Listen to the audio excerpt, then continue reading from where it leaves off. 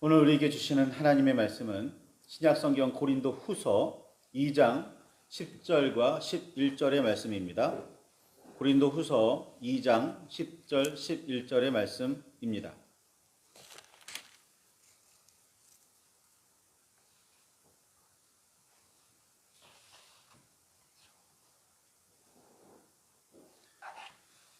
찾으셨으면 우리 함께 말씀을 한 목소리로 봉독하시겠습니다.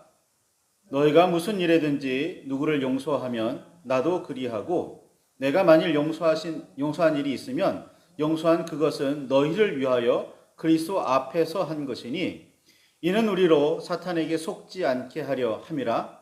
우리는 그 계책을 알지 못하는 바가 아니로라. 아멘. 주님 우리의 마음을 여시어 말씀을 깨닫게 하옵소서.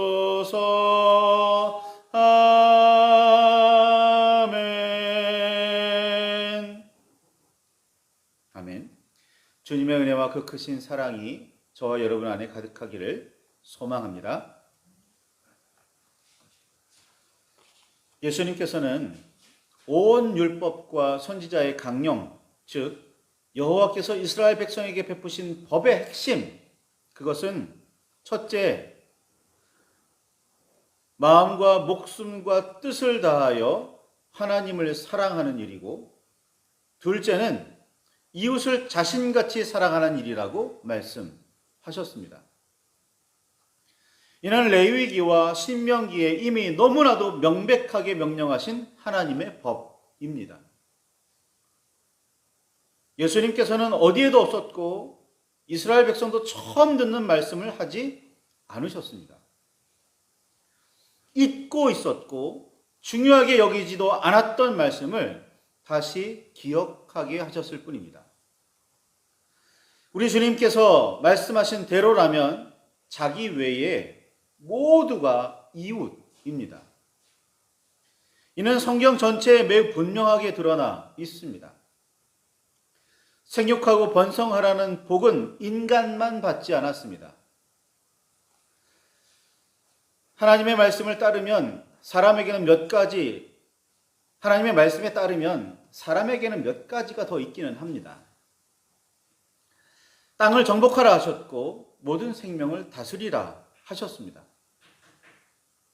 땅을 정복하라는 말씀은 땅에 가득하도록 번성하라는 뜻입니다. 모든 생명을 다스리라는 말씀은 하나님께서 창조하신 모든 생명을 잘 관리해서 땅에 번성하게 하라는 뜻입니다. 정복하고 다스리라는 말씀이 하나님의 창조 세계에서 인간이 최고니까 다른 생명을 마음대로 해도 된다는 뜻은 아닙니다. 하나님께서 피째 고기를 먹지 말라고 명령하신 이유는 피가 곧 생명을 의미하기 때문입니다. 그래서 피는 땅에 뿌린 후 흙으로 덮어야 하고 제단에 쏟아 하나님께 드려야 합니다. 다른 사람의 생명뿐 아니라 짐승의 생명도 역시 소중하게 여겨야 합니다. 생명은 여호와께서 창조하셨고 따라서 하나님의 소유이기 때문입니다. 한 생명이라도 함부로 대하지 말아야 합니다. 생명을 번성하게 하라는 명령을 받은 사람이 실수로라도 어떤 생명을 망하게 한다면 책임이 없다고 할 수 없습니다. 그래서 가축 한 마리도 함부로 죽여서는 안 됩니다. 그런데 오늘 우리 인간은 지금껏 이런저런 이유로 주님께서 창조하신 생명 중에 수많은 종을 이 땅에서 아예 없애버렸습니다. 멸종이라고 그러죠. 의도치 않은 실수였다고 단순히 치부하기에는 너무나 여러 번 반복되어 왔고 그 폐해는 생각 이상으로 엄청납니다. 하나님께서 말씀하신 이웃에는 원수도 포함됩니다. 나 외에 모두라니까요. 원수까지도 포함되는. 그래서 원수의 소나 나귀가 길을 잃었고 헤매고 있다면 그 사람을 주어야 하고, 혹시나 그런 것들을 발견했다면 원주인에게 돌려 주어야 합니다. 이게 출애굽기의 법입니다. 미워하는 사람이고 원수인 누군가가 곤경에 빠졌다면 꼴 좋다고 고소해하지 말고, 심지어 원수도 갚지 말고, 원망하지도 말고 사랑해야 합니다. 이게 하나님의 법이에요. 예수님께서도 그렇게 말씀하셨습니다. 불구대천지 원수라는 말이 있습니다. 한 하늘을 함께 이고 있을 수 없는 원수, 또는 원수와는 한 하늘 아래 살 수 없다는 뜻입니다. 그러니 어떻게 해야 될까요? 원수는 반드시 갚아야 하고, 심지어 죽여 없애야 한다는 뜻입니다. 불구대천지 원수라는 말, 본래 뜻은 말이죠. 고대 이스라엘에도 이런 생각은 널리 퍼져 있었고, 그런 이유로 도피성을 만들어야 하기도 했습니다. 당시 복수는 친인척의 권리이기도 했습니다. 그런데 어떻게 해서든 도피성에 들어가기만 하면 복수할 자를 피할 수 있었습니다. 그리고 정식 재판을 받을 수 있었습니다. 이게 실수였는지 고의였는지. 고의였다면 아무리 도피성에 도피를 했어도 사형이죠. 그러나 고의가 아닌 경우에는 구제받을 길이 있었던 겁니다. 그게 도피성이에요. 그런데 이런 하나님의 뜻이 온전히 지켜진 시기는 이스라엘의 역사, 인간의 역사에서 거의 찾아볼 수가 없습니다. 중세가 암흑기인 이유는 인문학이 철저히 탄압받았던 원인도 있지만, 어찌 보면 더 철저하게 하나님의 뜻이 왜곡되고 지켜지지 않았기 때문이기도 합니다. 교회가 가장 부유했고 가장 강력한 힘을 가지고 있었지만 그만큼 타락했던 시기이기도 했다는 겁니다. 그만큼 우리 인간은 하나님의 뜻에 무감각하고 무성의합니다. 인간은 언제나 자기 생각이 우선이었고, 지금도 자기 감정이 먼저입니다. 이런 세상과 온 인류를 향해 우리 주님께서는 용서와 사랑을 선포하셨습니다. 다시 말씀드리지만 용서와 사랑은 여호와 하나님의 말씀인 동시에 예수 그리스도의 가르침입니다. 구약과 신약의 예수님이 다르다고요? 하나님이 다르다고요? 성경을 제대로 모르시는 겁니다. 베드로가 형제가 자기에게 죄를 지었을 때 몇 번이나 용서해 주면 될는지 여쭈었을 때 예수님께서는 7번을 70번까지라도 용서하라고 대답하셨습니다. 베드로는 7번 정도면 할 만큼 했다고 여겼습니다. 그러나 예수님께서는 할 수 없다고 생각되는 그때까지라도 용서하라고 가르치셨습니다. 그게 7번씩 70번이라는 말의 정신이에요. 핵심입니다. 끝까지 용서하고 마침내는 사랑하라고 말입니다. 이 말씀이 우리가 원수를 대하는 태도여야 합니다. 예수님께서는 우리의 죄를 대신 지시고 십자가 위에서 죽기까지 하시는 방법으로 우리를 품으셨고 용서하셨고 구원의 길로 나아갈 수 있게 하셨습니다. 사람이 하나님 앞에 지은 죄는 생각보다 뿌리가 깊고 정도와 횟수가 심각해서 어떻게 해서도 해결할 수 없는 어려운 문제였는데, 예수님께서는 십자가 위에서 자신을 화목제물로 드리심으로 그 문제를 해결하셨습니다. 그런 예수님의 뒤를 따르는 사람이라는 그리스도인인 우리는 과연 우리의 원수, 좀 더 넓게 우리의 이웃을 어떤 자세로 대하고 있는지 돌아보시기 바랍니다. 예수님의 사도 바울은 하늘의 복음을 널리 전하며 이렇게 이야기합니다. 고린도후서 2장 10절에 너희가 무슨 일에든지 누구를 용서하면 나도 그리하고 내가 만일 용서한 일이 있으면 용서한 그것은 너희를 위하여 그리스도 앞에서 한 일이니 라고 말이죠. 용서는 주님 앞에서 이루어지는 일입니다. 단순히 미워하던 원수와 나 사이에 둘 사이에서 이루어지는 용서는 주님께서도 아시고 기뻐하시는 사건인 겁니다. 단순히 둘의 사이에서 이루어지는 일이 아니에요. 주님께서 기뻐하시는 일이에요. 무엇이요? 용서와 사랑이요. 예수님께서 하늘의 보좌를 버리시고 이 땅에 내려오신 이유였고 목적입니다. 예수님께서는 제자들에게 기도를 가르치시던 중 이렇게 기도하라고 말씀하십니다. 우리가 우리에게 죄 지은 자를 사하여 준 것 같이 우리 죄를 사하여 주시옵고 라고 말이죠. 이 말씀의 문맥을 잘 묵상해 보시기 바랍니다. 하나님께 용서를 구할 수 있는 자격 조건이 있다면 그것은 우리가 우리에게 죄 지은 자를 용서할 때 얻어질 수 있습니다. 내가 미워하는 자와 원수를 용서하지 않으면 주님께 용서를 구할 자격이 없는 셈입니다. 이는 매우 의미심장하며 두려운 말씀입니다. 우리 중에 진정으로 남을 용서하는 사람은 아마도 전혀 없다고 해야 하지 않을까요?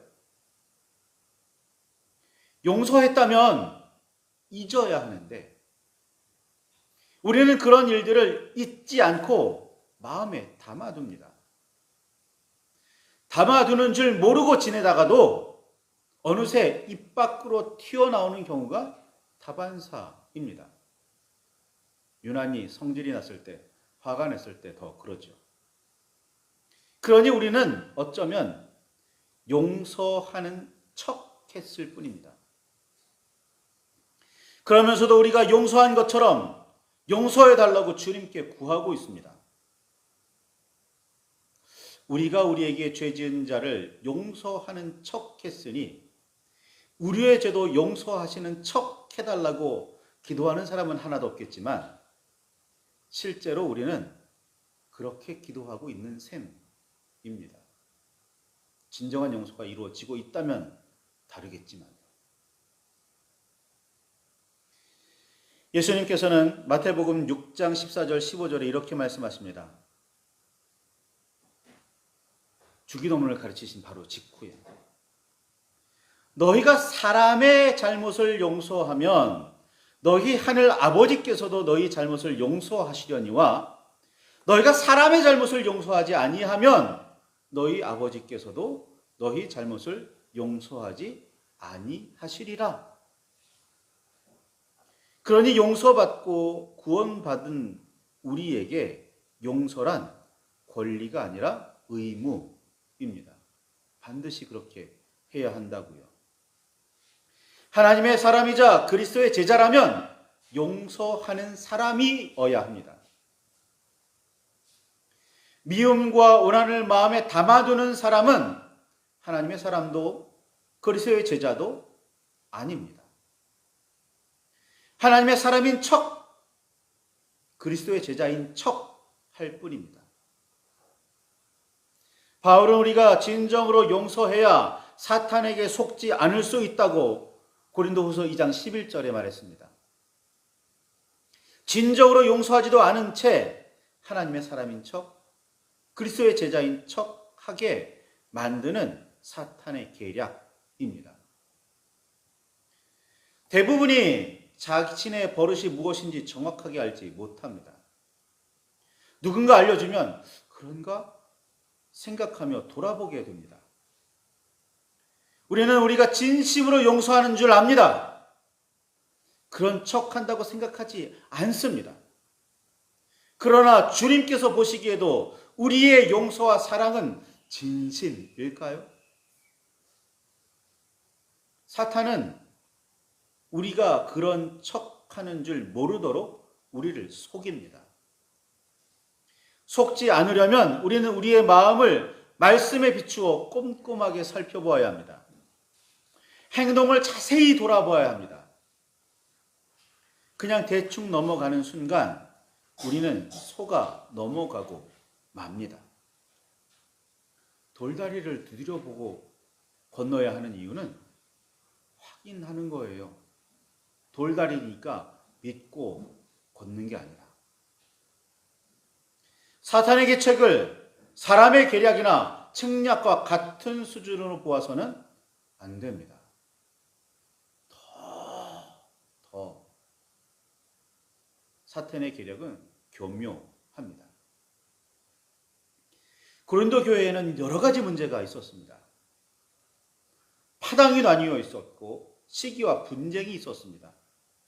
그 때문인지 옳고 그름을 더더구나 판단하지 못하는 상황까지 벌어졌습니다. 바울의 가르침과 권면으로 어느 정도 정리되고 수습되기는 했겠지만 그래도 일부는 강경하게 바울을 거부하고 있었으리라 생각됩니다. 잘 생각해 보십시오. 바울파와 그리스도파는 바울의 말에 귀를 기울였을 가능성이 큽니다. 왜요? 바울이 스스로 얘기했잖아요. 나는 나를 전한 것도 내가 가르친 것도 아니라 그리스도를 전한 거고 그리스도의 말씀을 가르친 거라고. 그러니까 바울과 그리스도파는 바울의 권면에 따랐을 가능성이 커요. 그런데 아볼로파와 게바파도 그랬을까요? 바울파, 아볼로파, 게바파, 그리스도파가 있었어요. 전부 다 같은 동급이었다는 얘기예요. 그리스도파가 바울의 이야기를 들었을까요? 들었겠죠. 그런데 아볼로파, 게바파는 어땠을까요? 아볼로와 게바를 그리스도와 같은 위치에 놓고 있었는데 들었을까요?